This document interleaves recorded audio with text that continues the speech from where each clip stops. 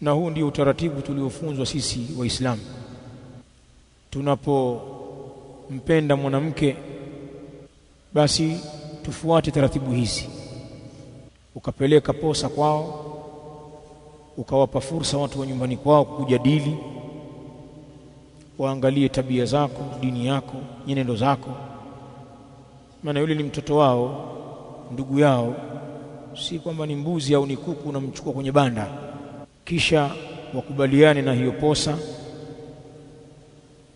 wakutajie mahari, na mwenye kutangulizwa kwenye kutaja mahari ni binti.